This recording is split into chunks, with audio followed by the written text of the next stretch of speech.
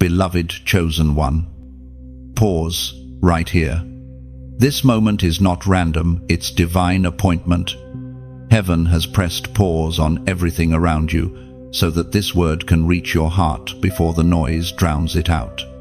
You have fought quietly, endured storms no one else saw, and you have finally crossed the invisible finish line. The spiritual war that tried to destroy your faith has ended in your favor.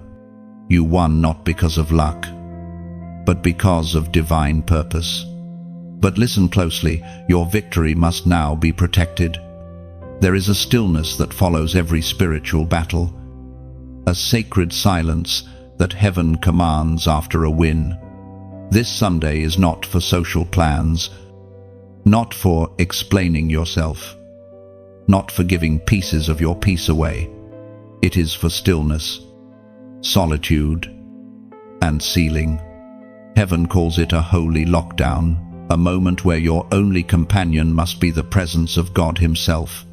Something sacred happens when you choose separation. When you obey the whisper to withdraw, you give heaven room to finish the transformation that began inside you. The oil of your new season is still settling. If you move too quickly, it will spill. This is why the Spirit urges you, step back this Sunday. Be alone. Let the silence speak louder than the voices that once drained you. You will feel the temptation to go out, to answer that message, to attend that gathering that seems harmless. But hear this, distraction always comes disguised as connection. Not every invitation is friendly. Some are spiritual ambushes. Protect your space. Protect your energy. Protect your crown. This sacred separation is not punishment, it's preservation. Heaven is not keeping you from people, it's keeping you for purpose. Every great awakening begins with withdrawal. When Jesus prepared for His greatest works, He went away to pray. When prophets were called, they were first hidden. This Sunday, you step into that same pattern, divine hiding for divine revealing. In that divine hiding, heaven begins to rewrite your story. The pain you once called loss becomes proof of selection. Every delay turns into divine timing. Every rejection into redirection. God isolates before He elevates. Not to make you lonely, but to make you luminous. You're being reintroduced to destiny. In this stillness, you'll feel heaven breathe around you. Whispers will rise in your spirit that silence the lies of fear. You'll remember who you are, a vessel chosen, a light formed in the fire. Solitude doesn't shrink you. It shapes you for the glory you were born to carry. Let this sacred pause be your new beginning. The noise of the world cannot compete with the voice of God. When you rest, heaven works. When you surrender, destiny accelerates. Sunday will not be an ordinary day, it will be your divine reset. A day when heaven confirms that your victory is irreversible. And when the sun sets that evening, you'll feel the shift. Peace will settle where panic used to live. Gratitude will overflow from the space that grief once filled. You'll stand taller, not because the fight ended, but because you finally realized it was already won. Sunday is your crown day. The Spirit spoke through the prophet Isaiah. Chapter 30, verse 15. In returning and rest you shall be saved. In quietness and in confidence shall be your strength. Let those words rest deep in your spirit. Strength does not come from striving, but from stillness. Confidence does not come from being seen, but from being settled. The more you rest in God, the louder your spirit becomes in heaven.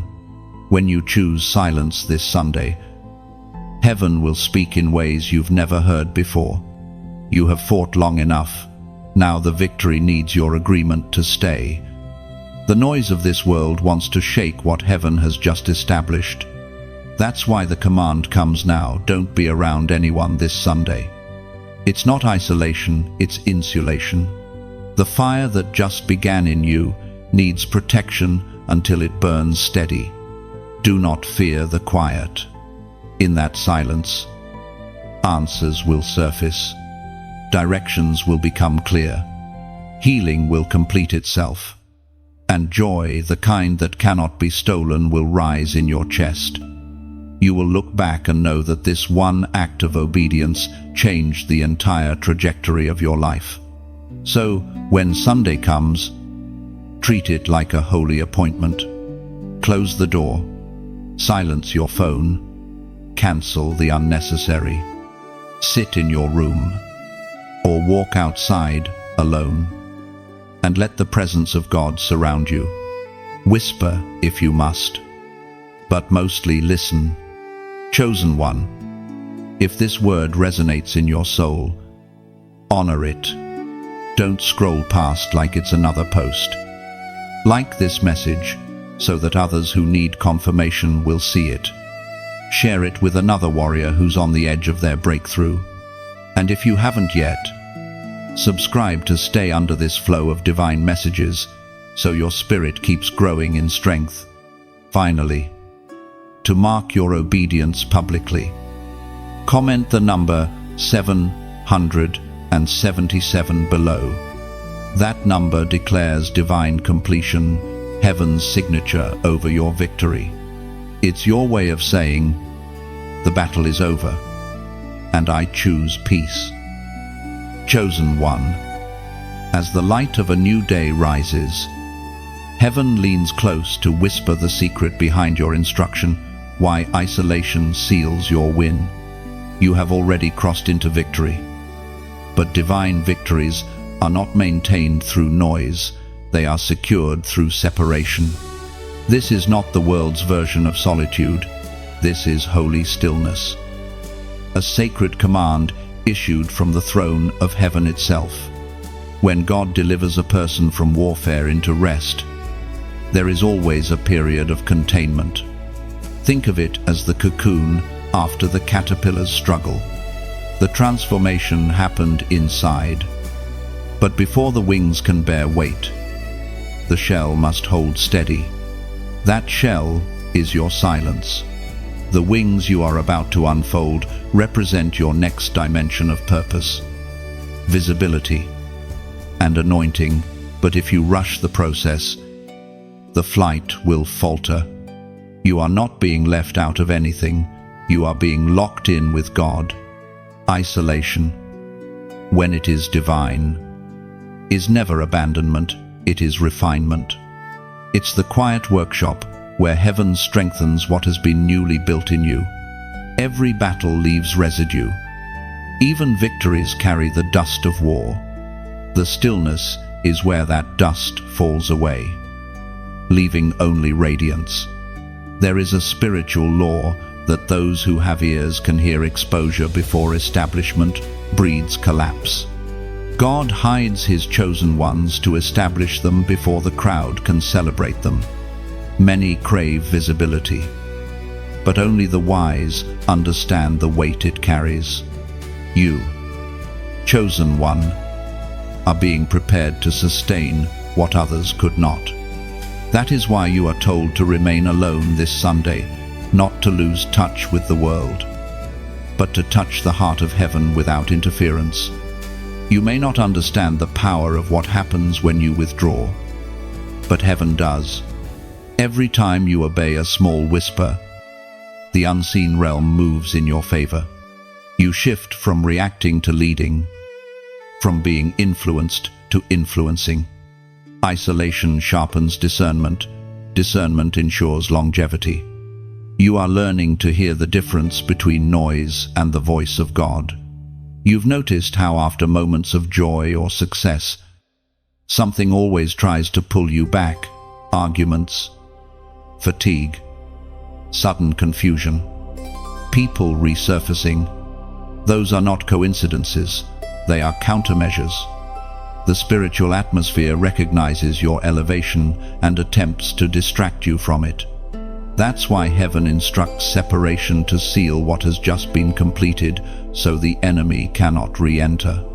As the apostle reminds us in his second letter to the Corinthians, chapter 6, verse 17, "Come out from among them and be separate, says the Lord, and touch no unclean thing, and I will receive you." These are not ancient words for ancient people.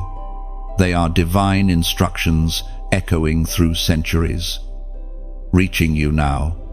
When God says, "Come out," it's not always a physical relocation, it's a spiritual repositioning. It means step away from what dulls your hearing, what drains your power, what competes for your attention. Separation invites reception. Only when you withdraw can heaven truly welcome you into the next season. This kind of obedience requires courage, because silence can feel unfamiliar when you've lived among noise for so long. The stillness may expose how tired your soul has been. It might even feel lonely at first, but soon you'll realize it's not loneliness, it's clarity. God never isolates you to leave you empty. He empties the noise to fill you with himself. In this stillness, your inner world will reorganize.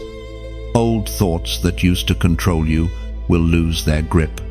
You'll begin to discern which emotions are truly yours and which were projected onto you. The fog will lift, and what remains will be purpose. Your mind will align with heaven's rhythm again. You might wonder why others don't understand your need to be alone. They can't. They haven't been through your warfare. They haven't carried your oil. You are walking a path of consecration reserved for those who have been marked. The misunderstanding you face from others is simply proof that you're operating on heaven's frequency. Don't explain your silence, live it. Heaven sees, even if people don't. When you step into that private space this Sunday, do not fill it with fear or overthinking. Fill it with listening. Take your journal, your heart, your stillness. Ask nothing, just be available. Heaven will speak. You might not hear words, but you'll feel shifts, burdens lifting, tension easing, vision sharpening. This is why the instruction comes before the manifestation. Many want the blessing first, but heaven requires obedience first. The power of your victory lies not in shouting about it, but in sheltering it. Seeds grow underground before they rise in the light. You are that seed, newly planted in promise, waiting for the right moment to break through the soil. The isolation you experience this Sunday is not the end of your story. It's the hidden prelude to the next chapter. When you emerge, the fragrance of peace will follow you. People will sense something different, though they may not have the words for it. That's because stillness leaves a residue of divine presence that no crowd can counterfeit. So rest without guilt. Protect your joy without apology. Heaven is watching how you handle silence, because how you handle silence reveals how you'll handle glory. This quiet season will teach you the discipline that sustains miracles. And when the world wonders where you've been, you'll know the answer without needing to speak it. You were being sealed. Chosen one. Heaven has paused time again to speak directly to your heart. You may feel something stirring, an inner trembling, a sense that something unseen is watching and waiting. That is not fear. That is heaven's acknowledgement that your name has been spoken in the courts above. You are being summoned, not for punishment, but for placement. The moment you have prayed for is unfolding even now. This is what it means when heaven calls your name.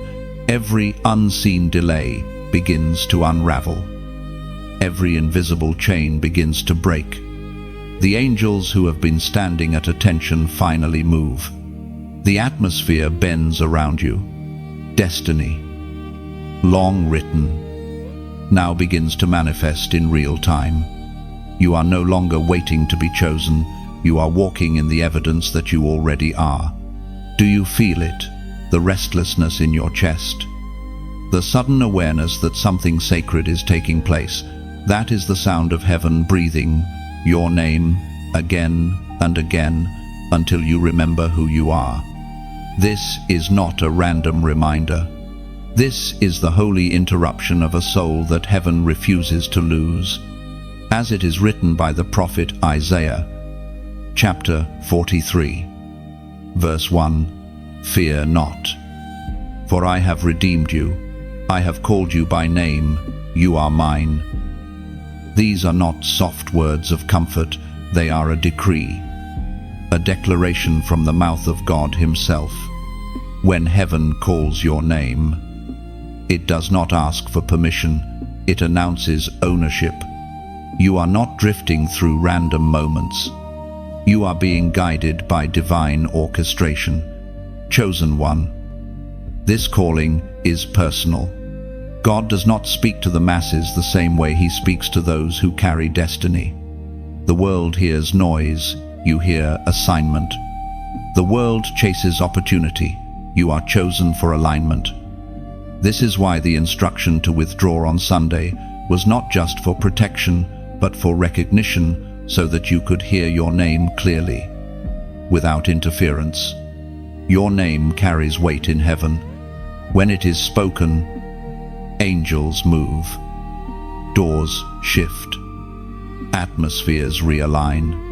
But the world around you often tries to rename you, to label you by pain, to define you by mistakes, to shrink you by shame. Heaven, however, keeps calling the name that reflects your identity, not your history. That is the name you must answer to now. When God calls, He doesn't just want your attention, He wants your availability. He's calling you into partnership, not performance. You have spent years trying to prove yourself worthy, when all along, He only wanted you willing. Your yes will open doors that striving never could. And as you hear His voice, something inside begins to align. Your heartbeat steadies, your fear quiets, your purpose becomes clearer. The old voices that once held power over you begin to fade. What used to frighten you now strengthens you. The old cycle breaks because you finally recognize your caller. This moment right now is not about doing, it's about acknowledging. Heaven is calling your name, and your spirit must respond. You don't need to shout, perform, or explain. You only need to acknowledge it. So, here's what I want you to do as a prophetic act of agreement. Comment these simple words, "I hear you." Type them, not as a habit, but as a declaration. Because when you write those words, you are aligning your life with the voice that formed galaxies. You're saying, "I'm not running anymore. I recognize the one who calls me." These 3 words become the seal on your new awareness. Heaven watches what you do next. In that small act of obedience, something will shift. You will sense peace settle over you. Not the kind that comes from explanation, but the kind that comes from recognition. The voice that has called you will begin to guide you into the next step. Understand this: heaven does not call every name. It calls specific names tied to assignments. And your assignment is awakening. You are being positioned as a bridge between realms, a messenger between the seen and unseen. The world may not understand you, but that is not your concern. Your task is to listen and obey. Every whisper, every tug in your heart from now on will be part of this conversation. When God calls your name, He is not just claiming you, He is sending you. And when you answer, heaven releases new authority, new favor, new doors that only open for the obedient. Do not underestimate what happens when you say, "I hear you." Those words echo across eternity. They mark you as one who listens. And in this generation of noise, the ones who listen will lead. So listen carefully. Chosen one. The pause in your life is not a delay, it's a summons. Heaven has called your name. Your only task now is to respond. Comment below, "I hear you." Let the world know that your spirit is awake, that you are listening, and that your obedience begins now. Chosen one. The moment your name was spoken in heaven, resistance stirred on earth. The counterattack rarely looks like a battle, it looks like busyness. The warfare after victory doesn't roar, it whispers. It disguises itself in conversations that seem innocent, in invitations that appear harmless, in sudden obligations that pull you away from peace. That is how darkness tries to reclaim lost ground, not with intimidation, but with distraction. Understand this, every victory draws attention. When heaven marks you, hell takes notes. You are no longer hidden in plain sight. You are a threat exposed. The realm of darkness recognizes light that cannot be extinguished. And its only strategy now is interruption. It can't destroy what God has sealed, but it can lure you to step outside your covering. This is why the instruction to stay alone this Sunday was never about isolation, it was about insulation. Pay attention to the subtle forms of interruption that arrive after spiritual promotion. They rarely come with horns and shadows. They come as opportunities, as urgent requests, as sudden messages from people who once ignored you. They carry flattery, nostalgia, or pity, each designed to make you forget the vow you made in the quiet moments with God. The enemy knows he cannot steal your crown, so he tries to make you lay it down. Discernment is your weapon now. Heaven is training your eyes to see through camouflage. Not everyone who approaches you after breakthrough is meant to walk with you into the new season. Some come to collect information, others come to drain the oil they did not earn. This is not cruelty, it's clarity. You can still love them, but love does not require access. As the Apostle Peter warned in his first letter, chapter 5, verse 8, "Be sober-minded, be watchful. Your adversary, the devil, prowls around like a roaring lion, seeking someone to devour." This is not a message of fear, it is a call to awareness. Be watchful does not mean be paranoid, it means stay awake. Stay alert to the motives behind sudden opportunities, to the energy that follows certain conversations, to the heaviness that arrives uninvited after moments of joy. Spiritual maturity is not about knowing everything, it's about recognizing when something doesn't carry peace. You are entering a season where discernment will matter more than ever. God is increasing your sensitivity not to burden you, but to protect the promise you now carry. That gentle unease you feel when something isn't right, that's not anxiety. It's the Holy Spirit guarding you. Do not ignore it for the sake of politeness. Heaven's whisper is your warning system. Sometimes, the counterattack is not external, it's emotional. You might wake up feeling heavy for no clear reason, or find your thoughts filled with old memories that don't belong in your future. That's the enemy's last attempt to anchor you in what God already freed you from. The past only has power if you revisit it. When those memories surface, release them quickly. Say, "That's no longer mine," and move forward without apology. The real test after every victory is whether you can remain in peace. War trains you to fight, but peace trains you to trust. When God brings you into rest, the enemy tries to convince you that you've lost momentum. But stillness is not stagnation, it's strategy. Heaven knows when to advance and when to make you stand. You have not been forgotten. You've been fortified. The quietness you feel is not abandonment, it's calibration. God is tuning you to a higher frequency so you can hear beyond distraction. Do not chase after noise just because silence feels unfamiliar. Growth always begins in stillness. This is the season to measure everything by peace. If a conversation costs your calm, it's too expensive. If a relationship interrupts your focus, it's too costly. The same God who brought you victory now teaches you stewardship, how to hold peace like a treasure. This is how you build longevity in the spirit, not by constant motion, but by consistent awareness. Chosen one, you are learning to live with your eyes open. The counterattack loses power when you refuse to play along.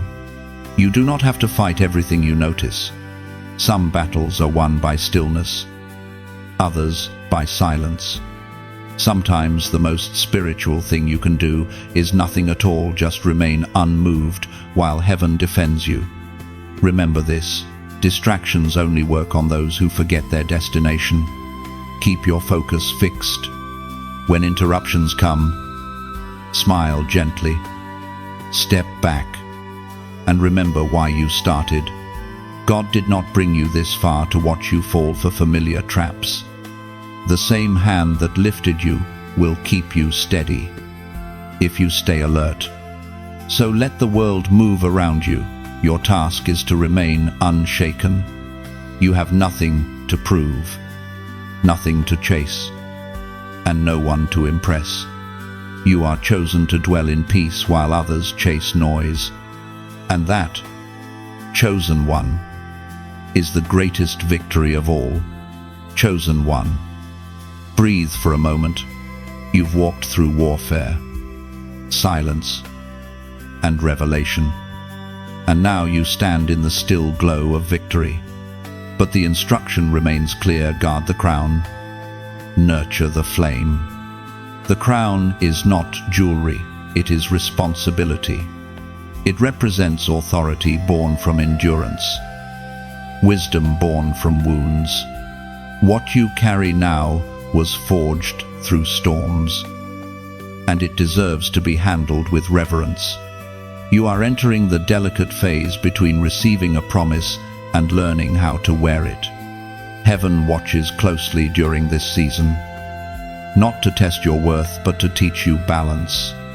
It is easy to fight when enemies are visible. It is harder to maintain peace when nothing seems urgent. This is where many lose focus. They relax too soon, assuming victory means rest without vigilance. But for those truly chosen, peace is not a pause, it is a posture. The crown you carry draws attention, both visible and invisible. Some will see your light and be inspired, others will feel conviction and react with envy. You cannot control their perception, only your posture. Remain humble in triumph. Speak gently even when you are right. Move quietly even when you have reason to shout. A true king or queen does not need to announce authority. Presence alone declares it. There will be moments when loneliness tries to revisit, whispering that you've outgrown too much, that being set apart is too costly. But hear this, your solitude was never a sentence, it was a sanctuary. The same God who isolated you is now about to introduce you, but not to the crowd, to the called. There is a tribe waiting that matches your frequency. People who won't compete with your light because they carry their own. But for now, you must protect the oil that heaven just poured over you.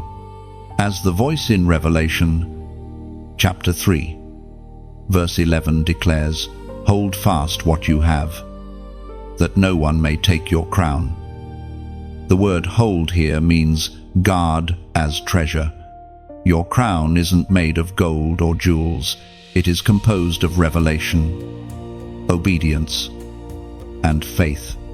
These are the materials that cannot tarnish or fade, but they can be neglected.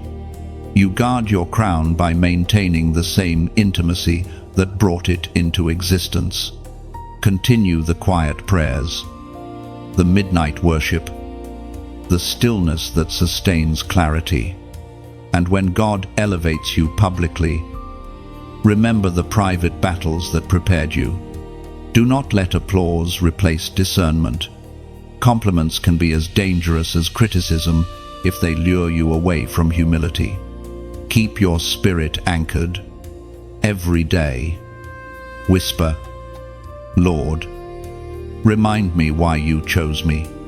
That single sentence will keep your heart pure in the midst of praise. You might not realize it yet, but your story is already influencing others. People who once dismissed you are watching quietly, wondering how you survived what should have broken you. You are teaching them by example that faith still works, that endurance still matters. You are proof that obedience opens doors no strategy ever could. That's why it's important that your journey continues to be shared, not from pride, but from purpose. When you share your testimony, you become a mirror through which others see the possibility of redemption. Each word you speak from truth plants courage in someone else's soul. So, if this message resonates, let it not stay silent. Take a moment gently, sincerely, to like this message if it spoke to your spirit, not for numbers, but as a silent agreement that you recognize the hand of God moving through it. Sharing it is more than an action, it's participation in spreading light. When you share, you're allowing someone else, perhaps someone on the edge of giving up, to hear the same whisper that restored you. And if you haven't yet, consider subscribing, not for content's sake, but to stay connected to this stream of divine reminders that nourish your faith. Sometimes, all it takes is one word at the right time to keep your soul steady. Staying connected helps keep that flow alive in your daily walk. But even in that, stay discerning. Never chase voices, follow peace. These words are here only to align you with heaven's rhythm, not to replace the voice of God in your own heart. You are not called to depend, you are called to discern. Take what resonates, meditate on it, and let the Spirit confirm it within you.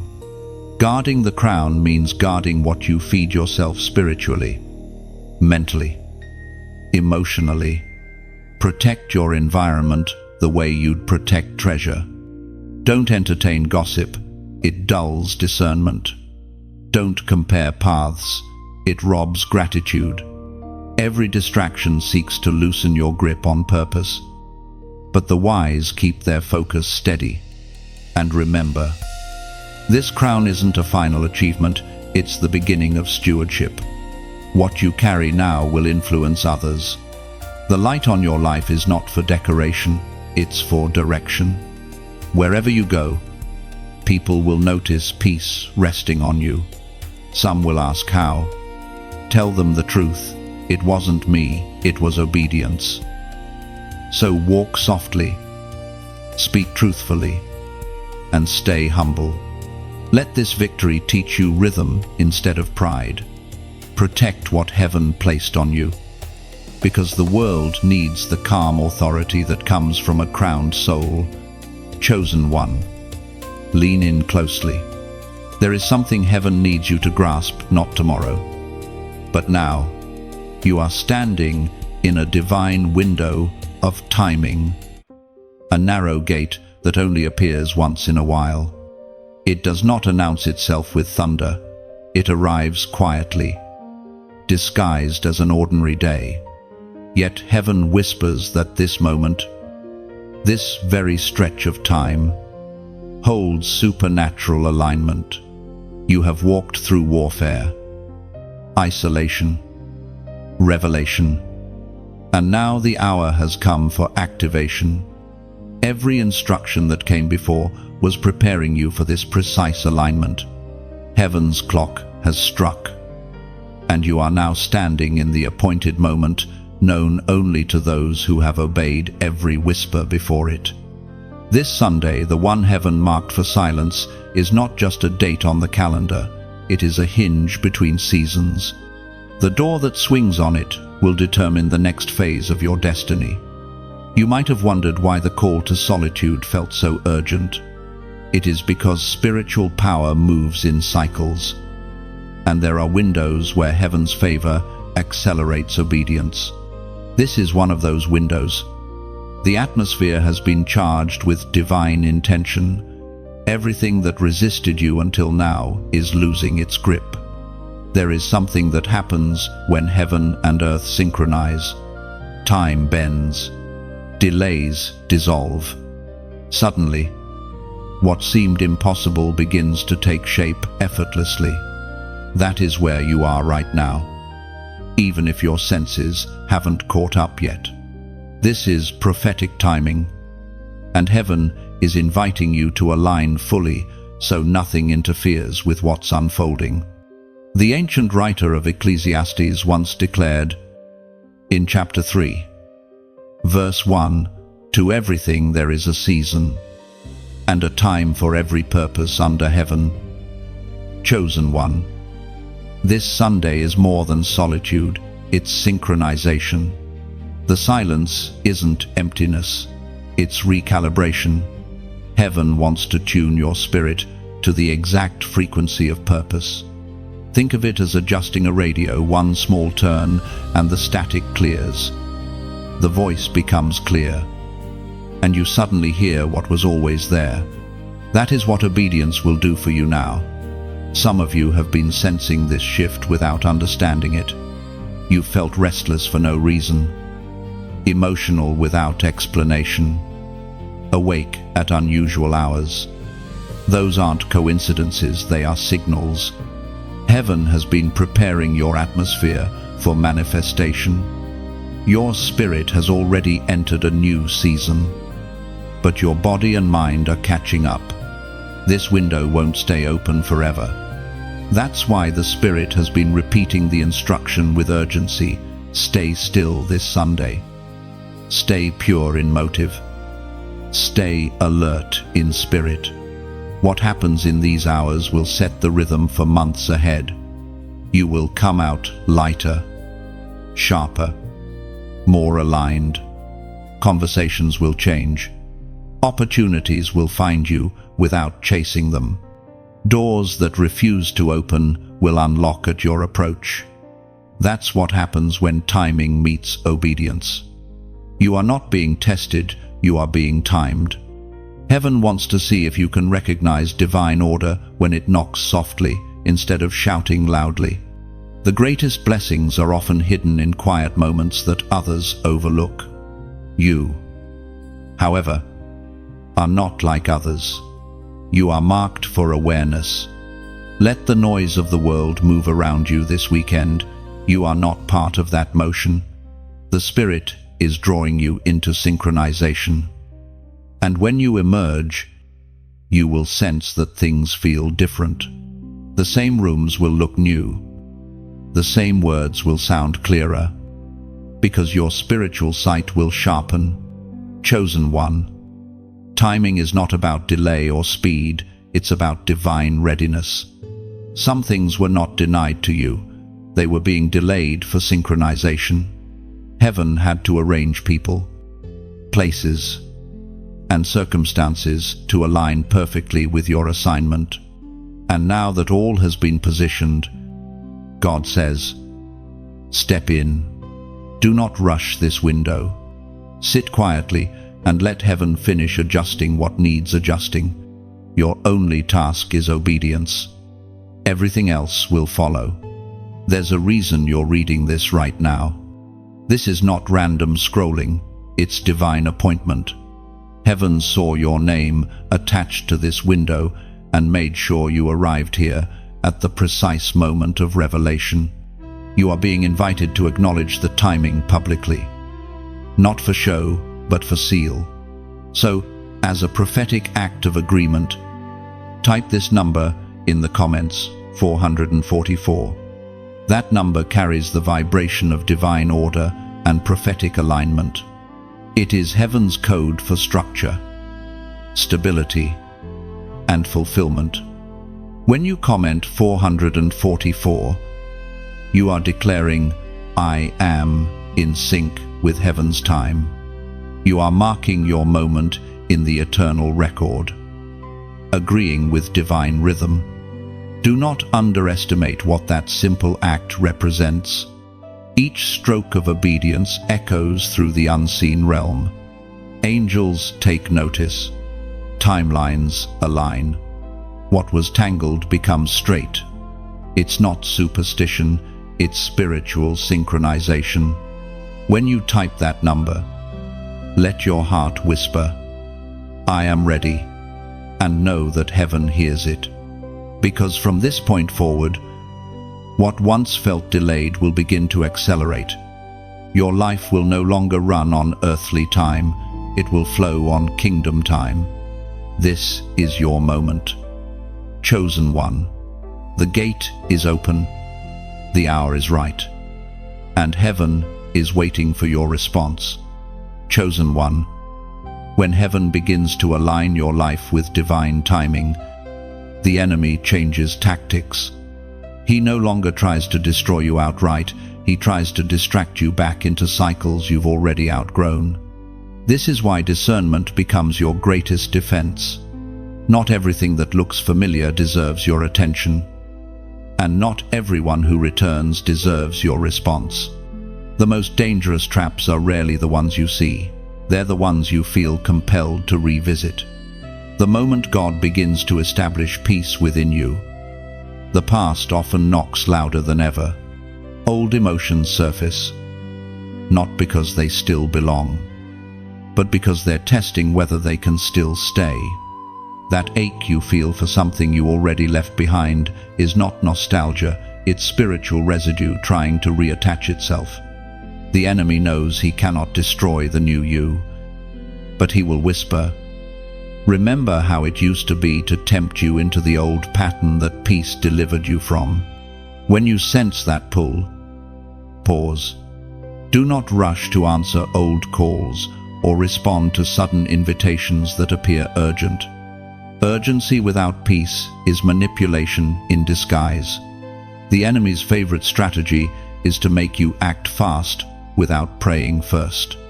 But you've matured now. You know how to wait, how to listen, how to recognize counterfeit urgency. Every delay you once hated has taught you discernment. You have learned how to identify when something feels off, even if it looks right. There are signs that you're being pulled back. It starts as restlessness, a sudden dissatisfaction with what once felt peaceful. Then comes comparison, the quiet whisper that others are ahead of you, that you're missing out. After that comes temptation disguised as opportunity, just this once. It's harmless. You deserve a break. None of these sound evil, but they all lead away from alignment. You're not being tempted to sin, you're being tempted to settle. Chosen one. Remember, regression often feels comfortable because it's familiar. Growth, on the other hand, feels uncomfortable because it's new. The mind craves what it already knows, even if it caused pain. That's why spiritual maturity requires you to choose discomfort over familiarity. You can't go back to the patterns you prayed your way out of. The price of peace was too high to waste on nostalgia. The prophet Luke once recorded the words of Jesus in chapter 21, verse 19, "Stand firm. and you will win life. That verse isn't about stubbornness, it's about spiritual posture. Standing firm doesn't mean refusing to change, it means refusing to collapse. It's the posture of someone who knows that peace must be defended, not just received. When God brings order, the enemy brings options. Stand firm anyway. Don't trade what's eternal for what's easy. You are stronger than you realize. The warfare you've endured has trained your discernment. Where you once reacted emotionally, you now respond spiritually. Where you once chased validation, you now seek confirmation. Heaven is proud of how you've learned to pause instead of panic. That pause is your power now. Be mindful of patterns. The same spirits that tried to derail you before will try again through different faces. The same lies may return in softer tones, disguised as self-care, love, or freedom. But discernment knows the difference between comfort and compromise. The moment peace feels polluted, step back. You don't need to justify it. Heaven backs every boundary born from wisdom. Sometimes, the test comes not through temptation, but through fatigue. After victory, the body wants to rest, but the soul sometimes grows careless. That's when subtle attitudes slip in: pride, irritation, distraction. Guard your heart even in peace. Remember, what you feed grows. Feed gratitude, and peace expands. Feed worry, and confusion spreads. You are learning to live from awareness, not reaction. This is the true mark of maturity. You no longer need external signs to know God is with you. You feel His steadiness inside. The voice that used to shout now whispers, and that's enough. Silence is no longer empty, it's inhabited. When you sense pressure, remember who you are. You are not fighting for victory, you are maintaining it. Every temptation to look back is simply the enemy testing whether you've realized that the door behind you is already locked. Chosen one, your peace is precious. Guard it with quiet strength. Walk away from what disrupts it. Ignore calls that cost it. Protect your mental space as fiercely as your physical one. Heaven entrusts peace only to those who can keep it. In this season, let no become a sacred word. Every no to distraction is a yes to destiny. Every boundary you set is an altar of obedience. You are not being difficult, you are being deliberate. And when the pull of the past tries to seduce you, remember this truth: you have already outgrown what used to fit. The season that once defined you no longer deserves you. Keep walking forward. Keep standing firm. Peace is not fragile, it's fortified. Heaven is guarding you, even when you can't feel it. You are not being tested to fail, you are being strengthened to last. Chosen one, the hour has come to understand the power of stillness beyond isolation. When heaven tells you to shut the door, it is not simply to remove distractions, it is to create a sacred chamber where angels stand, watch, and divine exchange takes place. Every act of obedience releases movement in the invisible realm. When you obey the call to silence, heaven responds by stationing protection around you. You may not see it, but the air around you is now guarded. The spiritual world is never inactive, even when you rest. Heaven works. In moments of obedience, angels are positioned like sentinels at unseen gates, keeping away what your eyes cannot perceive. You've felt it, haven't you? That strange peace when you should have been afraid. The quiet assurance when logic said you were alone. That's because you are never unguarded. Divine beings have been assigned to your atmosphere to shield the territory you are called to steward. Stillness is not emptiness, it's a fortress. When you close the door and whisper prayers or sit in silence, the walls of your home transform into pillars of light. The presence of God does not require noise to manifest, it requires reverence. The world chases visibility, but heaven values secrecy. That's why God often does his greatest work in the quiet hours. When the noise of men has faded and the soul finally listens, you have entered the season of guarded stillness. It is not inactivity but holy containment. What God has begun in you is delicate and precious, like a flame newly kindled.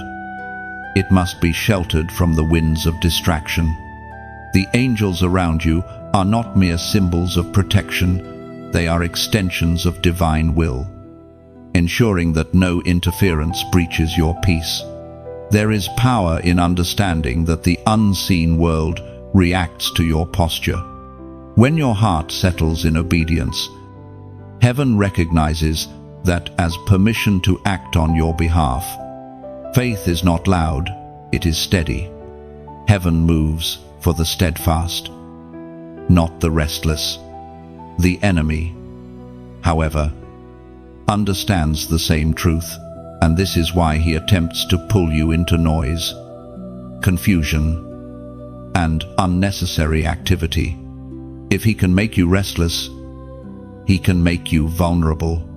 So when the Spirit urges you to be still, it is both an invitation and a warning. Stillness means safety. Rest means resistance. Quiet means control. Every moment of stillness is a declaration, I trust that heaven is working even when I am not. That declaration terrifies darkness, because it proves that you have matured past fear. As was written by the psalmist in chapter 91, verse 11, He shall give his angels charge over you, to keep you in all your ways. These words are not poetic imagery, they are active promise. You are being kept. Even when you walk through unfamiliar territory, you are being watched over. Even when you think no one sees. There are times when heaven's defense feels invisible because it is doing its work silently. That near accident that never happened. That emotional collapse that somehow lifted before it broke you. That moment when you couldn't explain the calm in your heart, those were moments of angelic interference. The more you learn to dwell in stillness, the more attuned you become to that protection. You start to sense when a space feels off, when a conversation drains your peace, when your spirit tenses before your mind understands why. That sensitivity is not paranoia, it's guidance. The same angels who guard your path also guide your instincts. You are learning to read spiritual weather before the storm hits. In this sacred training, your strength is measured by your ability to stay calm under pressure. Anyone can pray loudly, few can remain silent with trust. Heaven is teaching you the language of quiet authority, the kind of power that doesn't need to shout to be obeyed. When you walk in that authority, the spiritual atmosphere recognizes it instantly. You become untouchable not because you are hidden, but because you are shielded. Guarded stillness is also preparation. God is conditioning you to move from reaction to discernment. Soon, you will not only dwell in peace, you will carry peace into chaotic places. Your presence will calm storms. Not because you say much, but because heaven's authority travels with you. The same angels that guard you will move through you. Remember this truth, not every movement is progress, and not every silence is delay. Sometimes, heaven stops your steps to strengthen your stance. When doors seem shut, It's because the angels are securing the frame before they open it again. Patience is not punishment, it's protection. So, as you dwell in stillness this week, know that your silence echoes louder than any prayer shouted in panic. The realm of heaven has already responded. You are not waiting on God. He is perfecting what He began. Rest in that truth. Stay behind the closed door a little longer. Let the angels finish their assignment. And when the time comes to step forward again, you will not be the same. You will move as one who knows they are guarded on every side. Chosen one, now that you have entered the realm of guarded stillness, heaven begins a deeper work, the cleansing of inner agreements you never realized you made. Every soul, through pain or fear, makes silent contracts, words spoken in desperation, thoughts whispered in disappointment, promises made to survive. These become invisible chains that hold you in patterns you no longer belong to. This is why heaven calls you to renunciation, not as punishment, but as liberation. You have been carrying weights that were never yours. Words like, "I'll never trust again," "I'll always be alone," "Maybe I deserve this," have been recorded in the unseen realm, giving authority to cycles you've prayed to break. God cannot bless what you still agree to in your heart. To move forward, you must revoke permission from every lie that once governed your thinking.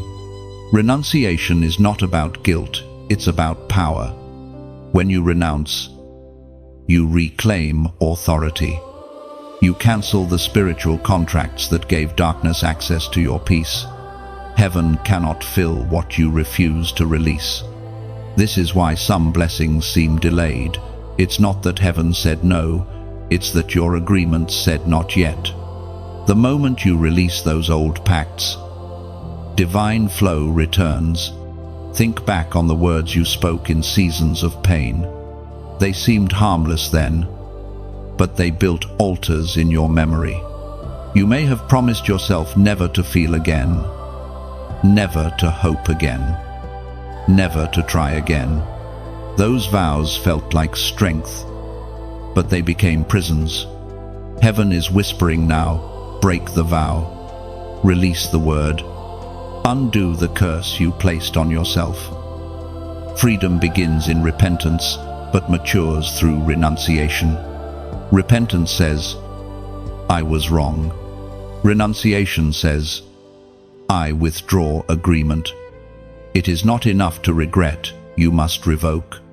Every spiritual tie, every emotional bond formed through trauma, must be surrendered to God. When you renounce them, you disconnect from their influence forever. As the words of Jesus declare in the Gospel of John, chapter 8, verse 36, "If the Son sets you free, you will be free indeed." That freedom is not theoretical, it's absolute. Heaven's decree overrides every earthly pattern, but only when you align with it. The cross already purchased your liberation, your obedience simply enforces it. This is why the enemy fears your awareness. The moment you realize you have the power to renounce, his influence collapses. Chosen one, renunciation is more than words, it's decision. You may need to sit in quiet this week and speak out loud what no longer belongs in your story. Name the habits, fears, relationships, or patterns that no longer align with heaven's plan. Speak clearly and without hesitation, "I no longer agree with this." You'll feel a weight lift. That is heaven responding. Be prepared when you begin to renounce. Memories will surface. Don't resist them. They rise not to torment you, but to be released. Healing happens when hidden things are brought to light. You are not revisiting pain, you are reclaiming dominion. The same place where you once wept will become the place where you worship. Understand this: spiritual freedom is not emotional euphoria. It's quiet authority. You won't always feel lighter immediately, but the atmosphere around you will change. The restlessness will fade. The confusion will lift. And peace, the kind that doesn't make sense, will take its rightful seat in your soul. Renunciation also means you stop entertaining the identities that pain gave you. You are not the one who always gets hurt. You are not the one who has to struggle. Those names were assigned by trauma, not heaven. The only name heaven recognizes is chosen. Step into that identity fully. You have permission to be new. This process will not erase your past, it will redeem it. Everything that once wounded you will become wisdom. Everything that once limited you will now serve you. When you renounce the old, you make room for the new language of heaven to dwell inside. And in that newness, clarity replaces confusion. Confidence replaces fear. Peace replaces striving. There's power in public agreement with truth. So, as a prophetic declaration of release, comment these words below: I break free. Write it not as wishful thinking but as command. Because when you type those words, heaven acknowledges that you've closed doors that once drained your strength. You're declaring that no emotion, memory, or mistake has authority over your future. Every letter of that phrase becomes a sword cutting through invisible ties. Say it, mean it, and watch what happens. The atmosphere around you will begin to shift. Nightmares will cease. Heavy thoughts will lift. You'll find yourself breathing easier, sleeping deeper, and smiling for no reason. That's not coincidence, that's deliverance. Remember, chosen one, freedom is not something you earn, it's something you claim. The sun has already unlocked the prison. Your words simply walk you out. So stand tall. Lift your head. The chains are gone. The cycle is over. You are free, utterly, completely, undeniably free. Comment, I break free, and let heaven hear your agreement. Chosen one, look how far you've come. You've stepped through isolation, discerned distractions, and broken invisible agreements that tried to bind your destiny. You are not who you were even a few weeks ago. The glow around your life has shifted. Heaven has begun to reintroduce you as one who carries peace, not pain. And now, as you breathe in this new atmosphere, you begin the next sacred task, the gentle audit of your circle. This is not about judgment, it is about stewardship. Every connection carries a frequency. Some lift you, others drain you. Every voice that speaks into your life either waters your faith or weakens it. God is not asking you to abandon people. He's asking you to examine access. You can love deeply while setting boundaries firmly. You've learned that not everyone who celebrates you supports your calling. Some were assigned for a season, others for a lifetime. Heaven is now drawing a holy line, not to divide you from love, but to protect what love should really look like. You are being called to differentiate between companionship and contamination. The company you keep determines the clarity you maintain.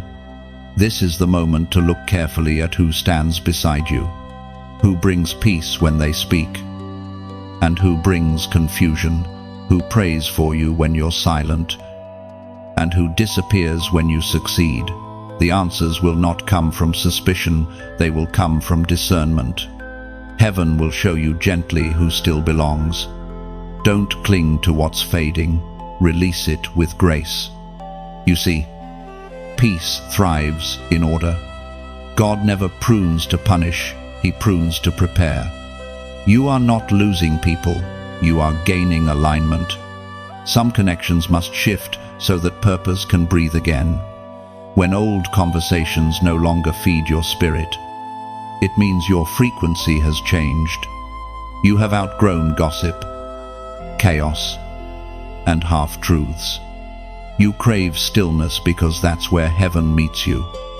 As the Apostle Paul wrote in his first letter to the Corinthians, chapter 15, verse 33, "Do not be misled. Bad company corrupts good character."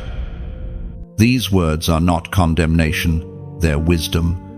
They remind you that even the purest hearts need discernment about who they walk with. Influence is invisible, but powerful. The wrong company doesn't have to be evil, it just has to be misaligned. A single seed of negativity can delay destiny. But the right company, it multiplies vision, ignites faith, and strengthens endurance. Chosen one, this is your season of intentional relationships. The ones meant for your next chapter will honor your boundaries, not resent them. They will celebrate your growth, not compete with it. Heaven never removes without replacing. When you let go of what drains you, God sends what sustains you. While you're walking through this quiet reordering, remember to keep your spirit open. There are divine connections waiting to find you, souls who carry keys to the next doors God will open. Some of them may encounter your journey here. That's why your story matters more than you think.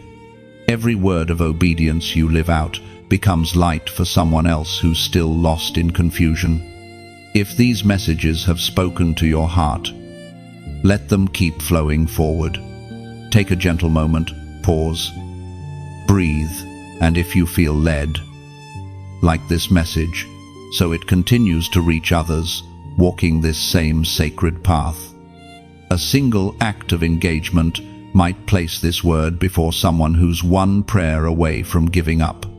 Sharing it isn't about spreading content, it's about spreading clarity. When you share what blesses you, you extend the circle of healing beyond yourself. It's how heaven uses your obedience to multiply hope. You never know whose deliverance is waiting on your share. And if this journey has become a steady source of renewal for you, consider subscribing not as a routine, but as a way of staying connected to a steady current of encouragement and revelation. Every message is part of an unfolding story, a continual stream that refines and reminds you who you are in the eyes of heaven. Staying connected helps your faith remain anchored amid the noise of the world. But remember, even here, discernment applies. Don't follow voices, follow peace. If these words bring you closer to God, stay. If they don't, take what you need and move forward, blessed. You owe loyalty only to truth and the one who called you. This is what it means to audit your circle, not just physically, but spiritually. Your environment shapes your endurance. Surround yourself with those who speak life, who understand silence, who pray without being asked. These are your people, your tribe, your divine alliances. As you close this chapter of evaluation, let gratitude lead you. Thank God for those who loved you at your lowest, and release those who only understood the older version of you. They were necessary for your becoming, but not for your remaining.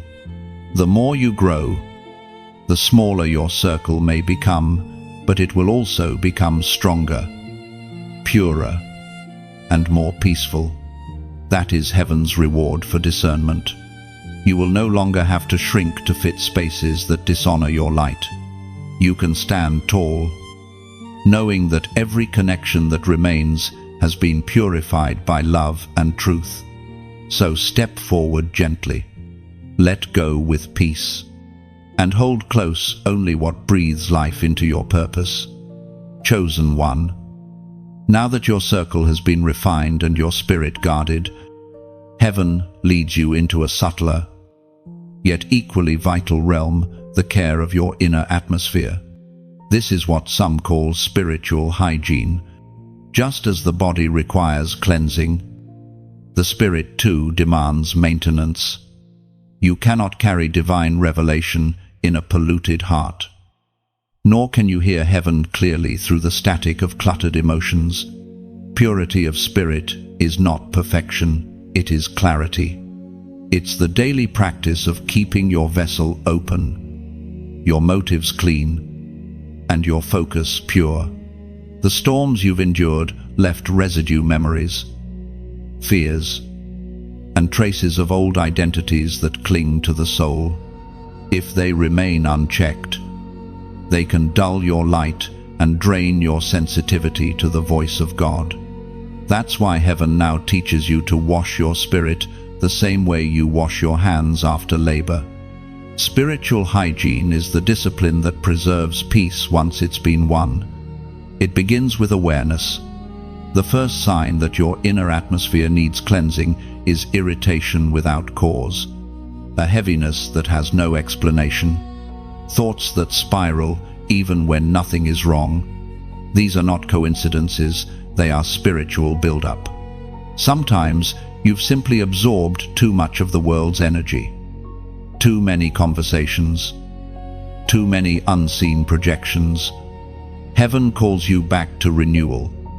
The practice of spiritual cleansing is simple, but sacred. It begins with stillness. Find a quiet space. Breathe deeply, and let gratitude lead your thoughts. Gratitude purifies faster than confession because it shifts focus from failure to faithfulness. When you begin to thank God for even the smallest things, the heaviness loses its grip. Gratitude reorders the atmosphere. Next comes the washing of words. Speak peace into your own soul. Declare truth aloud, even when you don't feel it. The spoken word cleanses what the silent thought contaminates. Say to yourself, I am free. I am whole. I am protected. These aren't empty affirmations, they are declarations of divine reality. Heaven moves through speech. And every time you align your words with truth, the unseen realm responds. Then comes the washing of presence. Immerse yourself in the Word, not as literature, but as living water. Read until something stirs. Then pause and let it soak in. Some verses don't need analysis, they need absorption. Allow the truth to settle in your chest until the atmosphere shifts. When the Word dwells richly within you, confusion has no room to stay. Then comes the washing of stillness. Silence itself becomes a cleansing stream when you learn to sit without demand. Let your breathing slow. Let your thoughts untangle. Let your spirit simply exist before the Creator. In that unhurried quiet, heaven rinses away tension and restores the rhythm of grace that fear once disrupted within you. As the Apostle James wrote in his letter, chapter 4, verse 8, cleanse your hands, you sinners, and purify your hearts, you double-minded. These words remind you that purity is not a single act, it's a continual process. To purify means to remove mixture. Your heart cannot host both faith and fear, both love and bitterness, both trust and suspicion. Spiritual hygiene is about eliminating mixture so your motives remain aligned with heaven's design. There are also physical aspects to this cleansing. The body houses the spirit, and what affects one influences the other. Drink water intentionally. Rest when your soul feels drained. Walk in nature, where creation reminds you of divine order. Let sunlight touch your face and remember that every beam of light is proof of consistency. If the sun keeps rising, so will you. Guard what enters your mind. The eyes are gates, and so are the ears. Be selective about what you watch, what you listen to, and whom you allow to speak into your spirit. You cannot stay pure while feeding on confusion. The voice you allow the most becomes the atmosphere you live in. Spiritual hygiene also involves release. At the end of each day, hand your thoughts back to God. Do not carry tomorrow's weight into your sleep. Say, I release this day. Heaven refreshes those who let go. Sleep, when surrendered, becomes sanctified. Your body rests while your spirit resets. This daily cleansing does not make you fragile, it makes you fierce. A clear spirit discerns deception instantly. A peaceful mind becomes an impenetrable fortress.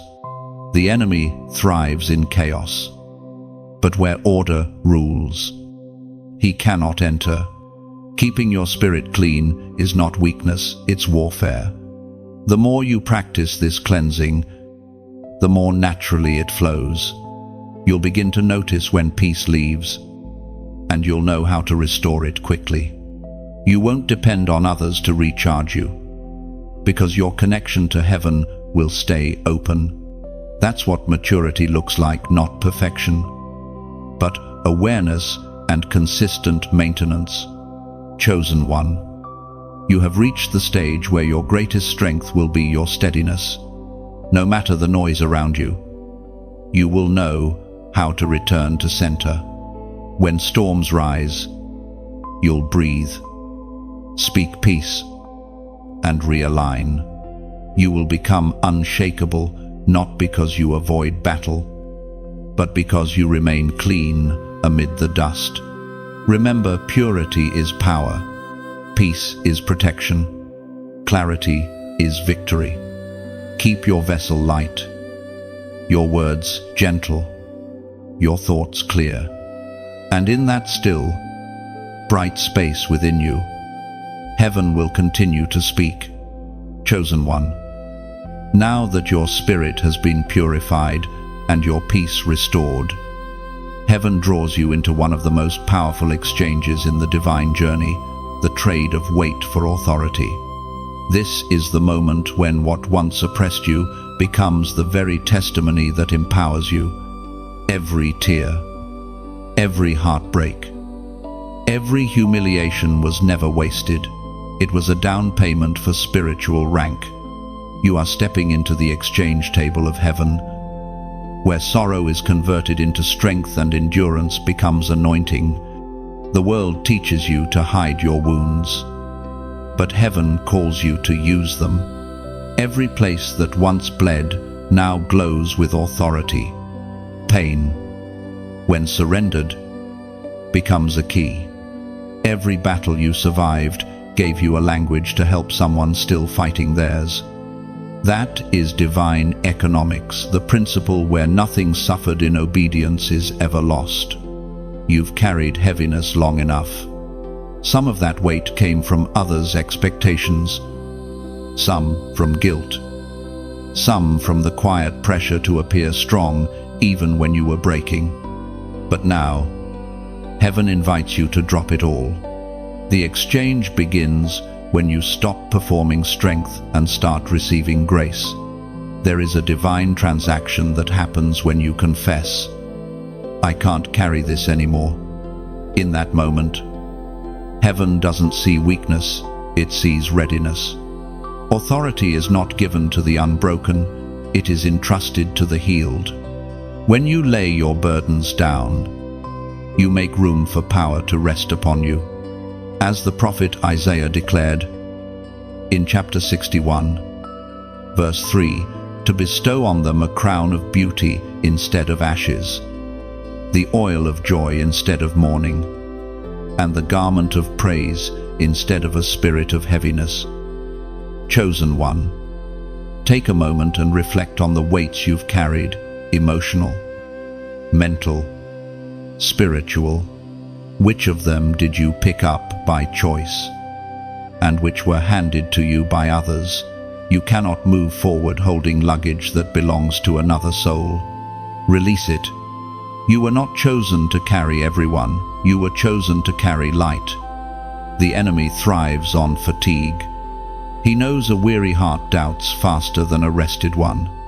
That's why heaven commands rest. It's not luxury, it's strategy. Rest restores vision. And when vision clears, authority strengthens. This exchange does not happen in a single emotional moment. It happens through continual surrender. Every morning when you wake, you must choose again to wear praise instead of heaviness. Praise doesn't mean singing loud. It means acknowledging God's presence above your pain. It means declaring, even here, He is faithful. The garment of praise is a choice of perspective. And every time you wear it, heaven adds another layer of strength to your soul. You may wonder how this exchange looks in daily life. It begins when you refuse to be defined by struggle. When you can look at a scar and say, "This no longer hurts me, it teaches me." It happens when you help someone else through what once broke you. It happens when you laugh again without guilt. That is the evidence of authority, joy returning where grief once lived. Authority doesn't shout, it emanates. People will begin to feel it when you speak. Your peace will carry weight. Your silence will command respect. You will find that situations once chaotic now bow to your presence. Not because of pride, but because heaven recognizes its own reflection in you. This is the exchange: ashes into beauty, mourning into movement, pain into purpose. You are living proof that what the enemy meant for harm, heaven has rewritten for glory. That's why you've been through what others couldn't endure. You were not punished, you were prepared. And now, heaven calls you to mark this exchange in faith. As a prophetic act of agreement, type this number in the comments: 555. That number symbolizes divine transformation, grace multiplied, transition completed. When you comment 555, you're declaring that you have released old weight and are ready to carry new authority. It's not a superstition, it's a spiritual signature. It says to heaven, I agree with the exchange. I step into my authority. You may feel something stir the moment you do it. Lightness in your chest, warmth in your hands, tears you can't explain. That is not emotion alone. That is the Spirit bearing witness that the trade is real. Heaven records obedience. Angels move when faith responds. From this moment on, you will walk differently. People will sense calm where anxiety once lived. You will make decisions without fear of what-ifs. You will forgive more easily because you understand that peace is too expensive to lose. You'll stop apologizing for glowing. Remember this truth: authority never means control. It means influence rooted in surrender. True power is quiet, humble, and deeply rooted in peace. When you carry it, you won't need to prove yourself. Your presence will already speak. Chosen one, this is your exchange day. The burden has been traded for blessing. The ache has turned into anointing. The tears you shed have become the oil you now pour. You are lighter, stronger, and more radiant than before. Walk in it. Comment 555 and let heaven know that you have completed the exchange. Chosen one. After the exchange has taken place, after the heaviness has turned to authority, what follows is recalibration. Heaven never leaves a vessel empty after transformation. It fills it with instruction. You are no longer in recovery. You are in refinement. The question is no longer, how do I survive, but how do I sustain? Many who step into victory lose it because they lack structure. They mistake inspiration for preparation. But you, chosen one, are being trained to walk in wisdom. Authority without order becomes chaos. Power without discipline burns out. That's why heaven now unveils what could be called the blueprint for Monday morning, the rhythm of life after revelation. Your new beginning will not announce itself with fanfare. It will appear quietly in your daily routines. God doesn't only move in miracles, He moves in structure. The way you wake, the words you speak, the boundaries you uphold, all these form the architecture of destiny. You are building a spiritual habitat where peace can live, not visit. Start each morning with awareness. Before touching your phone or rushing into responsibility, pause to acknowledge the presence that carried you through the storm. Whisper gratitude before request. Say, "Thank you for breath. Thank you for peace. Thank you for another chance to serve purpose." Gratitude reopens heaven's flow. It is impossible to walk in frustration when your heart is trained in thanks. Then, order your environment. Chaos outside often mirrors chaos inside. The cleanliness of your space affects the clarity of your spirit. When you bring order to your surroundings, you are declaring, "My life is in harmony with heaven." The smallest acts, folding a blanket, washing a cup, lighting a candle, become holy gestures of stewardship. Next, feed your mind wisely. Every day will present voices that compete for your attention. The news will try to plant fear. Social media will sow comparison. And conversations will tempt distraction. Guard your focus as fiercely as you guarded your crown. What you entertain shapes your energy. If it drains you, it doesn't deserve you. Set boundaries not out of arrogance, but out of assignment. There are things you can no longer discuss, not because you're superior, but because your spirit is too valuable to waste on nonsense. Protecting your peace is protecting your purpose.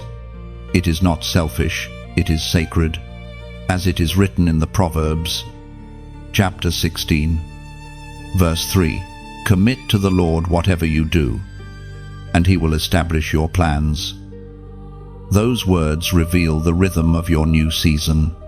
You don't have to chase results. You commit your process. You no longer move from pressure, you move from peace. Your plans will not collapse because they are not built on effort alone, but on surrender. The more you align your intentions with heaven, the more your days flow instead of fight. When interruptions come, and they will respond with stillness, not reaction. Every challenge after victory is a test of stability. The enemy cannot steal what God has given, but he can distract you into abandoning it. Learn to pause. Ask, "Does this deserve my energy? If not, step aside quietly and let peace continue its work." Part of your blueprint includes rhythm. God moves in cycles, and so must you. Alternate between action and rest, silence and speech, giving and receiving. Even creation follows pattern day and night, seed and harvest, tide and calm. You were never meant to live constantly stretched. You were designed to flow. When you feel overwhelmed, step back into solitude, not as escape, but as recalibration. Silence is not running away, it's returning home. Every time you withdraw, Heaven refills what the world depletes. Think of solitude as charging your spiritual battery. Without it, you might still shine, but dimly. Your relationships, too, must adjust to your new pace. Those meant for you will respect your rhythm. They will not demand constant access, because they sense your life now operates on heaven's timing. Let that peace choose your companions. And when you face decisions, small or large, don't rush. Clarity rarely shouts, it whispers. If peace hesitates, wait. The Holy Spirit is never frantic. The right choice will always carry calm, even if it carries challenge. Trust that inner knowing. It has been sharpened through every trial you've survived. Chosen one. This blueprint is not about controlling life. It's about cooperating with divine flow. It teaches you to walk with grace instead of strain. You will no longer burn out trying to make things happen. You will breathe and watch them unfold. This is the maturity of faith, not frantic effort, but quiet effectiveness. Heaven has placed a new order within you, and from now on, every action will echo eternity. Walk softly into your Mondays. Let peace dictate your rhythm. Let gratitude set your tone. Let structure protect your strength. And know that every ordinary moment now carries extraordinary presence. You are not waiting for the next miracle, you are walking in one. Chosen one. As your days begin to flow with greater order, heaven turns your attention to the quieter yet sharper battlefield, the one that unfolds within your own emotions when pressure arrives. Even with structure, peace will still be tested. The test will not come as crisis, but as confrontation. The people around you, the situations before you, the memories behind you, each will attempt to pull you from your divine rhythm. This section is heaven's instruction on what to do when that pressure rises, how to hold your calm without losing compassion. There will be moments when life moves faster than your clarity. Deadlines, misunderstandings, disappointments, each will try to tempt your spirit into reaction. But reaction is the enemy of revelation. You must remember that every time you choose stillness over impulse, you build another layer of authority. Your calm confuses chaos. It dismantles the power of manipulation. Heaven is not asking you to suppress emotion, it is teaching you to steward it. The heart God gave you was never meant to be numb, it was meant to be disciplined.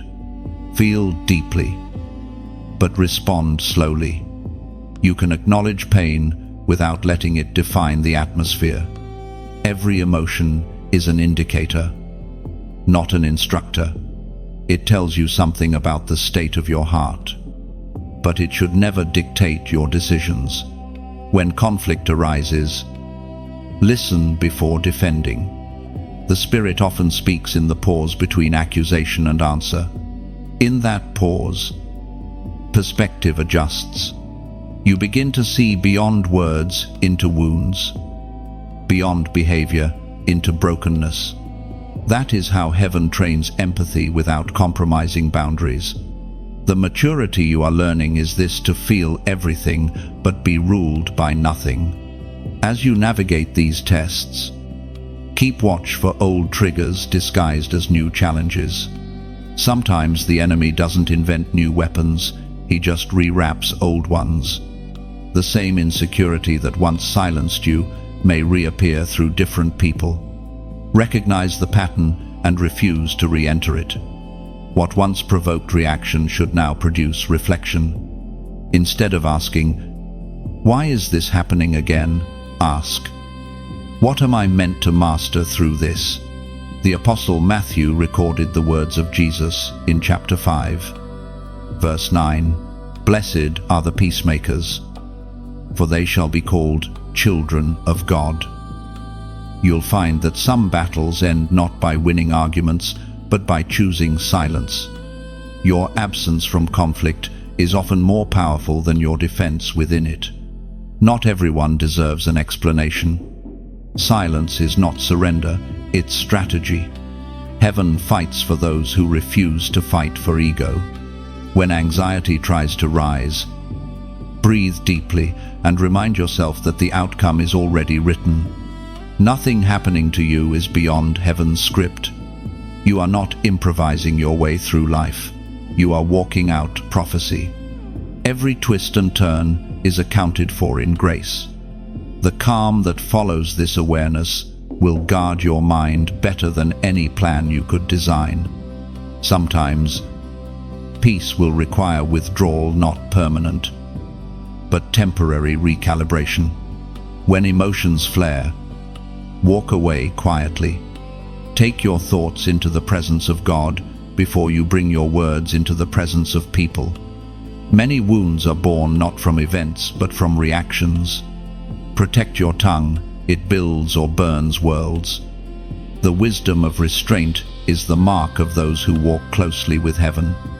Chosen one. This is where your growth becomes visible.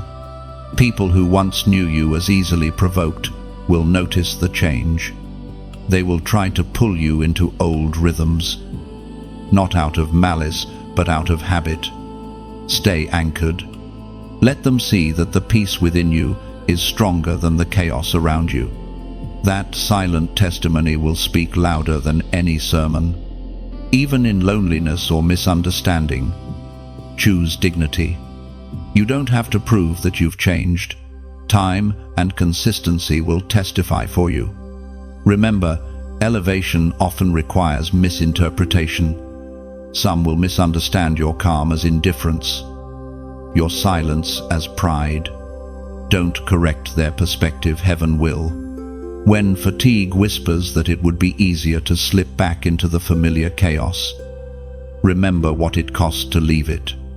Your peace is sacred currency. Don't spend it where it's not honored. This is how warriors of light mature. They no longer fight every shadow, they become the light that dissolves it. Their presence itself restores equilibrium. This is where you are being positioned now, not as one who reacts, but as one who reigns through composure. Every test of peace you pass builds spiritual infrastructure. Each calm response becomes another stone in the temple of endurance that heaven is constructing inside you. Soon, you will notice that situations that once exhausted you now barely shake you. That's the proof of transformation stability where there once was struggle. So, when the next storm approaches, don't panic. Smile softly and whisper to yourself, I know this pattern, but I am no longer the same person. The storm will recognize your authority and pass by. You have become the calm after every chaos, the eye within every storm. And that, chosen one, is what heaven calls mastery. Chosen one. Look around you now, the air feels different. What once felt heavy now feels sacred. The silence that once frightened you has become your home. You have learned to live from peace instead of pain, from discernment instead of reaction. But heaven is not done with you yet. This next step is not about new revelation, it's about confirmation. It's about anchoring what has been built so it lasts. Every structure, no matter how divinely designed, must be reinforced. The same way a builder strengthens the foundation before heightening the tower, heaven now strengthens yours. You have grown in wisdom, but wisdom needs rhythm. You have gained clarity, but clarity needs consistency. Heaven is teaching you to live as one who not only receives truth but embodies it. The word that began as a whisper has become your way of life. You no longer chase signs, you are the sign. Your endurance itself is evidence that the word of God works. You have become a living testimony of transformation. Now, heaven is asking you to stay connected, not just for yourself, but for the lives that will be touched through your obedience. Because here's the truth: others are watching, quietly, silently. They've seen your glow shift. They've sensed your peace grow. And they're wondering how. They're wondering if the God who sustained you could possibly reach them. 2. The way you live, speak, and even rest is now a message. Without realizing it, you've become a voice of calm in a noisy world. You might feel unqualified to lead anyone, but leadership in heaven's kingdom looks different. You lead not by commanding, but by carrying presence. Every step you take in grace invites others to follow. Your light doesn't demand attention, it simply illuminates. And those still lost in shadow find their way because you refuse to hide. So, as heaven continues to move through this message, pause for a moment. If these words have stirred something in you, if you felt the subtle pull of truth, the quiet warmth of recognition, don't let it pass unnoticed. Take a moment to like this message. It's not about validation, it's about agreement. Every act of acknowledgement is a seed planted in someone else's timeline. When you engage with what feeds your spirit, you help the light travel further. Share it if you feel led, not to promote content, but to extend comfort. Someone in your circle is one whisper away from giving up, and your act of sharing might become the reminder they need. You have no idea how far one click, one post, one gesture can reach when it's guided by heaven. It's never random, it's always orchestration. And if you haven't yet, subscribe, not out of obligation, but to remain tethered to this rhythm of reminders. Life will get busy again, noise will return. Staying connected keeps your focus aligned. These moments of stillness, the ones where heaven speaks through words like these, are not meant to be occasional interruptions. They are lifelines. They keep your spirit tuned when the world tries to detune you. But above all, take a moment to reflect. Write a comment below. Share what part of this journey has resonated most deeply with you. Maybe it was the moment you first felt seen, or the first time you recognized that stillness is not absence, but presence. Maybe it's the realization that peace is power. Whatever it is, put it into words. When you share revelation, you reinforce it. Your comment might become someone else's confirmation. This is not a call for noise, it's a call for communion. These spaces where truth is spoken and received become small sanctuaries in a restless world. Your participation turns them from words on a screen into living echoes of heaven. You don't just consume light, you contribute to it. As you write, as you share, as you stay connected. Remember that your engagement here is not mere habit, it's harmony. It keeps your spirit aligned with the frequency of heaven's peace. It reminds you that even though you walk your path individually, you are never walking alone. There is a quiet family of chosen ones across the world doing the same, guarding peace, carrying light, and waiting for the same voice that called you to call them. 2. As the Apostle Paul wrote in his letter to the Philippians, chapter 1, verse 6, "He who began a good work in you will carry it on to completion until the day of Christ Jesus." These words carry a promise. You are not a half-finished story. The same God who started this journey will complete it. And He will use even these digital moments, these written whispers, to keep you anchored until the end. So, like this message as an act of agreement, share it as a ripple of faith, subscribe as a sign of staying connected, and then, in the comments. Let your heart speak. Whether it's gratitude, reflection, or even a single word, let it be your echo in the sanctuary heaven has built here. Chosen one, your story is no longer silent.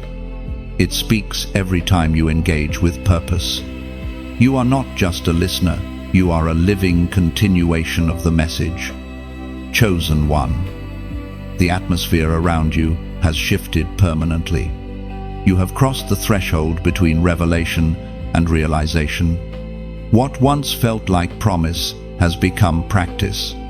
You now walk as one who understands the language of heaven, not only through words but through instinct, rhythm, and awareness. The spiritual becomes tangible. The unseen now speaks through the seen. And yet, this phase of your journey carries its own holy weight, the sealing. The sealing is heaven's final gesture in a process of transformation. It is when everything planted in secret becomes established in permanence. Seeds have sprouted, but now roots must deepen. The enemy can no longer uproot you easily, yet you must still remain grounded. This stage is not about acceleration, it's about anchoring. What you've gained must not only grow, it must endure. Imagine melted gold cooling into shape. The sealing works the same way heat has refined you. And now the divine cooling solidifies your identity. Nothing from your old life can imprint on you anymore. The patterns that once bound you have lost authority because the mark of heaven now rests upon your spirit. This mark is not visible to the natural eye, but the spiritual world recognizes it immediately. Darkness knows when it no longer has access. There is something sacred in knowing you are finally secure. Not secure because life is easy, but because your foundation is eternal. You will still face storms, but they will no longer define you. The winds that once terrified you will now serve to strengthen your stability. You've become what Scripture calls a tree planted by streams of water. Roots unseen, but unshakable. This is where endurance meets grace. You are not merely surviving seasons, you are mastering them. You can now feel when transition approaches. You can discern when to speak and when to stay silent. You can sense when to engage and when to retreat. These abilities are not intuition, they are the fruits of discipline and obedience. You have matured into awareness. Still, heaven cautions you, sealing does not mean stagnation. The seal is protection, not paralysis. It preserves what's sacred so it can continue to grow safely. You are still being expanded, just under different conditions. Growth in this stage comes from depth, not display. God is less interested in what you produce and more concerned with how you abide. As it is written in the Psalms chapter 1, verses 2 and 3, "But his delight is in the law of the Lord, and on his law he meditates day and night. He shall be like a tree planted by the rivers of water, that brings forth its fruit in its season, whose leaf also shall not wither, and whatever he does shall prosper." This passage carries the essence of your new season, rootedness. The one who delights in divine rhythm cannot be easily shaken. Prosperity here is not about wealth, but about wellness, about flourishing in spirit, no matter what the outer world does. The sealing also redefines your silence. There was a time when you stayed quiet because you feared rejection. Now you stay quiet because you understand timing. There was a time when you needed to explain yourself. Now your peace explains everything. That's maturity, the shift from defending your position to dwelling in your purpose. Chosen one. The presence that once only visited now abides. You don't chase encounters anymore, you host them. The atmosphere follows you because heaven has found consistency in you. The world may not see halos or signs, but they will sense something different, a composure that cannot be shaken, a gentleness that carries strength. That's what sealed authority looks like. From this point forward, the tests will not target your weakness, they will measure your endurance. You are being entrusted with influence, and influence always attracts scrutiny. People will look to you for steadiness, not spectacle. This is why heaven emphasizes humility, even in victory. The sealed soul doesn't boast, it blesses. The greatest danger after breakthrough is pride disguised as gratitude, subtle self-congratulation that creeps in as thankfulness. Guard your heart against it. True gratitude bows low, it does not exalt. The moment you start seeing yourself as the source, the flow begins to thin. Stay small before God. No matter how vast your impact becomes, there will be moments when silence stretches, and you might wonder if heaven has gone quiet again. But this silence will feel different, it won't sting, it will stabilize. When heaven seals a work, the noise stops because the building is finished. That quiet is confirmation, not neglect. The master builder steps back to admire what's complete before opening it to the world. You have been through refining, pruning, and awakening. Now you rest in establishment. You are not who you were, and you will never be that person again. The seal of heaven ensures that your transformation is irreversible. Still, humility must remain your anchor. Walk softly, even in power. Love deeply, even when misunderstood. Forgive quickly, even when unthanked. These are the traits of the sealed, those who carry eternity within them, but remain tender enough to touch humanity. This sealing season may seem uneventful from the outside, but internally it is monumental. The foundation is setting. The structure is stabilizing. The anointing is settling permanently into your bones. You won't need to announce this shift. Life itself will testify. Chosen one, heaven smiles upon you. The work is almost complete. The signature almost dry. You have endured, obeyed, and been refined. Now, stay grounded. Let the seal harden fully. For when it does, you will carry unshakable peace wherever you go. The silence that surrounds you now is not emptiness, it is the sound of completion. Chosen one, the ceiling has settled. The once shifting sands beneath your feet have turned to foundation stone. You stand now not as the wounded wanderer who began this journey, but as the witness evidence of what happens when obedience meets grace. Heaven looks upon you and sees fulfillment where there once was fracture. Every lesson, every silence, every test has converged into stability. You are not merely enduring anymore, you are embodying divine steadiness. This is the season of embodiment. Everything you have learned must now take form through action, presence, and consistency. Revelation means little if it never becomes reflection, truth shining quietly through behavior. The world will not recognize you by your declarations, but by your peace. Heaven has written authority across your composure. Even when you speak few words, they will carry the echo of the process that made you. You are stepping into days that will seem ordinary, but will hold extraordinary significance. God hides miracles in mundane movements, morning conversations, brief encounters, silent decisions. In these moments, you will see how deeply transformation has taken root. The habits of chaos have been replaced by habits of clarity. You will not have to think about choosing peace. you will simply be peace.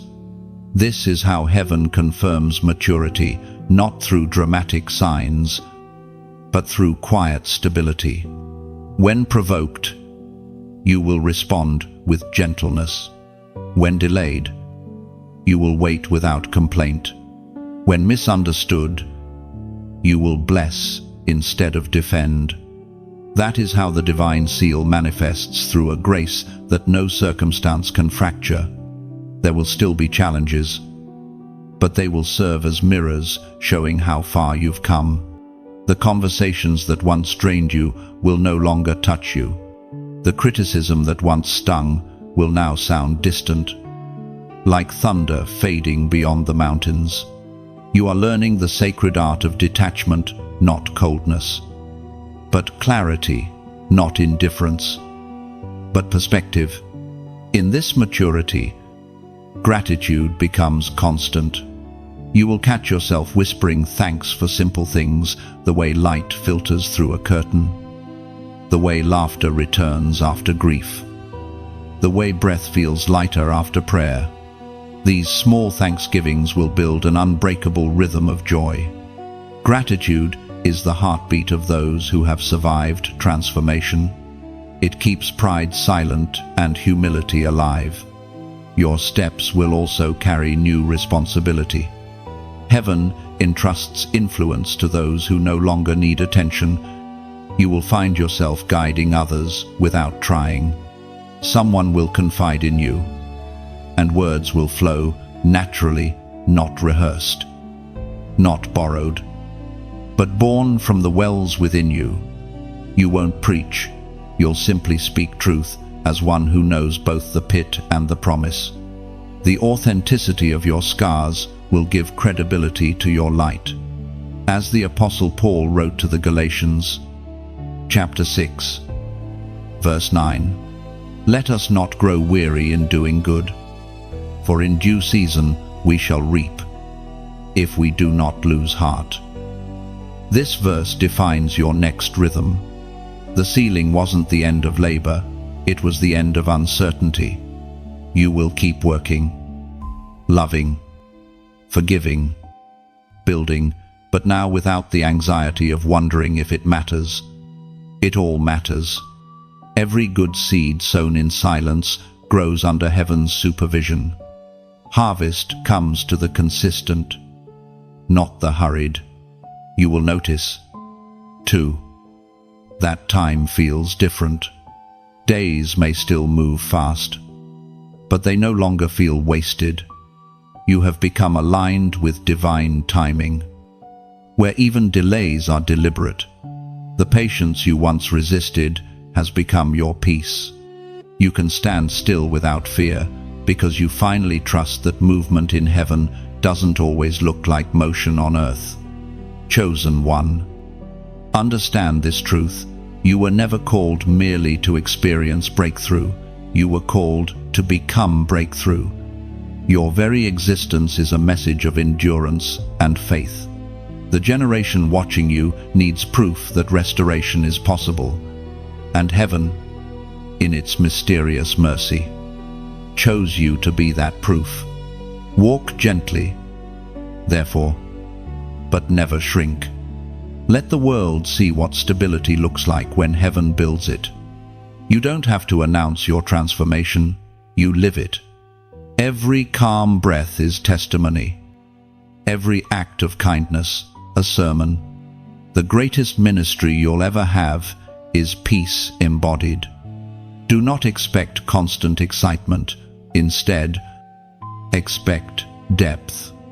The glow of miracles may fade into normalcy, but that normalcy is the miracle-sustained faith in everyday living. When others chase signs, you will walk steadily in assurance.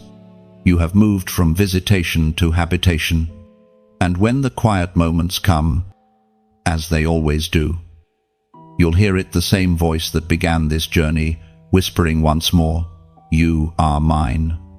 Not as reminder, this time, but as recognition. Heaven acknowledges its reflection in you. So, rest now. chosen one, not because the work is finished, but because the foundation is firm. You are sealed, grounded, and ready. The path ahead will unfold naturally. You no longer have to force it. Life itself will become prayer, and peace will be your eternal posture. Chosen one, take a deep breath and let this moment settle in your spirit. You have walked through the entire journey from awakening to sealing, and now you stand at the threshold of continuation. This is not an ending, it's a release. The message has done its work, and now it must flow through you. If something inside you stirred while reading these words, if peace found its way back into your chest, or if clarity replaced confusion, let that become your offering of gratitude. Gently, sincerely, take a moment to like this message. It's not about numbers or recognition, it's about agreement. Each like becomes a quiet amen, a small echo that says, "Yes, I received this." Share this word with someone who might need it today. There's always another soul standing at the same crossroads you once stood upon, searching, doubting, longing to hear heaven speak again. You could be the bridge between their silence and their awakening. What has healed you may be the very thing that saves another. And if this journey has spoken deeply to you, stay connected. Subscribe not for content's sake, but for companionship, for reminders that keep your spirit anchored when the world grows loud again. These words will continue flowing, not as sermons, but as steady breaths of clarity in the rush of life. Before you go, write your reflection below. What part of this journey touched you most? What revelation will you carry into tomorrow? Your comment may become the confirmation someone else was praying for. You are no longer the same. You have become a living message, peace in motion, grace embodied. Let your life speak what your words cannot. Like, share, subscribe, and let the light keep traveling through you.